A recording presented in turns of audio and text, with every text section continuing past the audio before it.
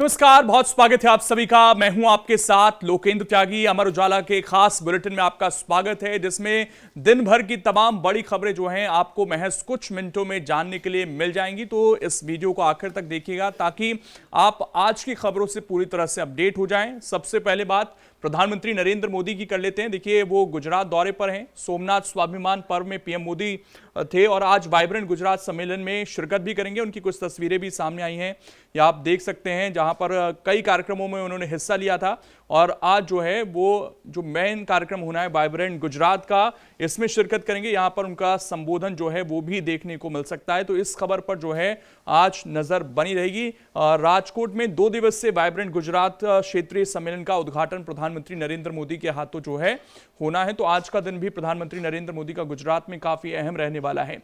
इसके बाद कुछ इंटरनेशनल खबरों पर नजर डालते हैं। तो सबसे पहले बात करते हैं ईरान की, जहां पर सरकार विरोधी प्रदर्शन जो हैं वो लगातार जारी हैं और अब तक 116 लोगों की मौत हो चुकी है। इसमें हजारों लोग जो हैं अब तक गिरफ्तार हो गए हैं। आपको बता दें कि यहां पर लगातार जिस तरीके से महंगाई चरम पर है, जिस तरीके से सरकार वहां पर धार्मिक नजरिए से चलाना चाहती है, उसके खिलाफ जो है लोग सीधे तौर पर यहां पर अब उतरते हुए नजर आए हैं। और इसीलिए ये जो प्रदर्शन है ये लगातार देखने को मिल रहे हैं। सड़कों पर किस तरीके से लोग हैं।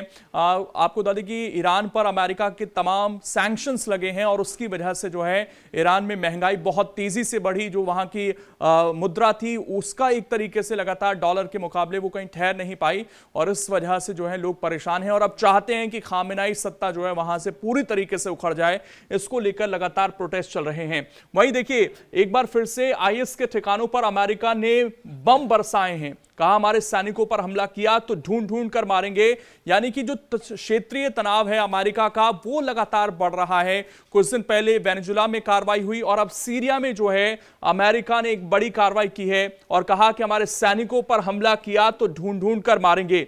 सीरिया में खूंखार आतंकी संगठन आईएस फिर से अपने पैर जमाने की कोशिश कर रहा है। बीते दिनों आईएस के हमले में अमेरिका के 2 सैनिक मारे गए थे, जिसके बाद अमेरिका ने सीरिया में हवाई हमले किए हैं और यहां पर जो है बम बरसाए गए हैं। तो अमेरिका ने बहुत स्पष्ट कर दिया यहां पर कि अगर हमें छेड़ोगे तो हम छोड़ेंगे नहीं।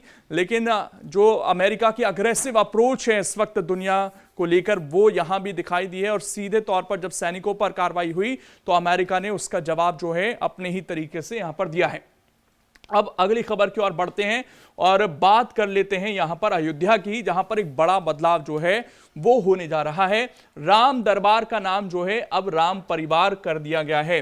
मंदिर ट्रस्ट ने संतों के सुझाव से इसे बदलाव किया है और इस निर्णय का स्वागत किया है। इसके पीछे की वजह क्या है, क्यों अब ये जो है राम दरबार नहीं होगा, राम परिवार होगा? क्योंकि ये बदलाव जो है यहां पर आप देखिए सीधे तौर पर किया गया है। इसमें कहा गया है कि दरबार शब्द जो है वो उर्दू मूल का है, जबकि राम मंदिर की कल्पना जो है वो पूरी तरह से सनातन भारतीय और लोक परंपराओं से जुड़ी हुई है। इसी भाव के अनुरूप अब इसे राम परिवार के नाम से संबोधित किया गया है। यानी कि अब जो है अयोध्या में राम दरबार नहीं होगा, राम परिवार होगा। यह फैसला यहां पर अयोध्या में लिया गया है, तो इस चीज का आप ध्यान रखिएगा। आगे बढ़ते हुए एक बड़ी खबर सामने आती है कानपुर में, जहां पर कोविड, आपको याद होगा भारत में किस तरीके से बहुत सारे संगठन जो हैं सामने आए थे, लेकिन यहां पर कोविड में मदद कर पहले कुछ लोगों ने विश्वास जीता, उसके बाद धर्मांतरण का मकड़जाल फैला दिया। अब इस पूरे मामले में जो है पुलिस की तरफ से एक्शन जो है देखने को मिल रहा है। ये देखिए, ये आरोपी हैं जो पहले मदद कर इन्होंने लोगों का दिल जीता और उसके बाद धर्मांतरण का खेल जो है ये लोग यहां पर कर रहे थे। इन पर जो है अब पुलिस का शिकंजा कसा है, पुलिस की गिरफ्त में ये आरोपी आ गए हैं और पुलिस ने इसके लिए बाकायदा एसआईटी का गठन कर दिया है और इस मामले में पुलिस जो है अब एक्शन लेती हुई नजर आ रही है। तो ये बात हो गई कानपुर की। आगे बढ़ते हुए इकोनॉमी से जुड़ी एक बड़ी खबर जो है वो सामने आई है और उसमें शक्तिकांत दास का जो है एक बड़ा बयान जो है इस वक्त चर्चा में है। जिस तरीके से टैरिफ का खतरा इस वक्त बना हुआ है, अमेरिका जिस तरह की नीति अपना रहा है, उसको लेकर शक्तिकांत दास एक बड़ी बात जो है वो कहते हुए नजर आते हैं। वो कहते हैं कि सरकार की ओर से अपनाई गई नीतियों और सुधारों के कारण भारत इनक्रेडिबल इंडिया यानी कि अतुल्य भारत से क्रेडिबल इंडिया यानी कि विश्वसनीय भारत बनने की ओर बढ़ रहा है। उनका साफ तौर पर यह कहना है कि देश में जितनी ज्यादा मैन्युफैक्चरिंग होगी, मेक इन इंडिया होगा, उससे देश की जो क्रेडिबिलिटी है, विश्वसनीयता है, वो बढ़ेगी और इनक्रेडिबल इंडिया से हम क्रेडिबल इंडिया की ओर बढ़ रहे हैं।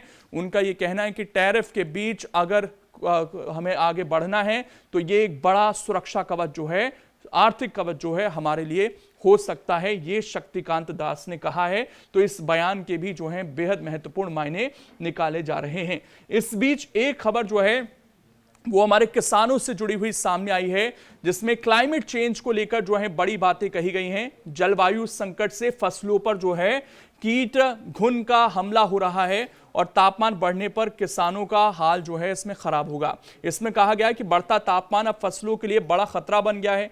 वैज्ञानिकों के मुताबिक जलवायु परिवर्तन से कीट घुन का प्रकोप तेजी से बढ़ रहा है, जिससे गेहूं, धान और मक्का की पैदावार को भारी नुकसान हो सकता है। ऐसे में इसके लिए अब जो है यहां पर कुछ कदम उठाने पड़ेंगे, क्योंकि ये एक बड़ा खतरा जो है हमारी खेती के लिए हो सकता है। क्लाइमेट चेंज, इसका असर जो है आने वाले दिनों में देखने को मिल सकता है। इसको लेकर जो है चेताया गया है। तो ये भी एक कहीं ना कहीं अहम खबर जो है निकलकर सामने आती है। खेल जगत पर अगर हम पहुंचे तो आज भारत और न्यूजीलैंड के बीच पहला वनडे खेला जाएगा। सबकी नजरें इस चीज पर भी हैं कि क्या पंत को जो है मौका मिल सकता है, क्योंकि वनडे में जो है केएल राहुल लगातार भारत की फर्स्ट प्रेफरेंस जो है एज अ विकेट कीपर रहते हैं।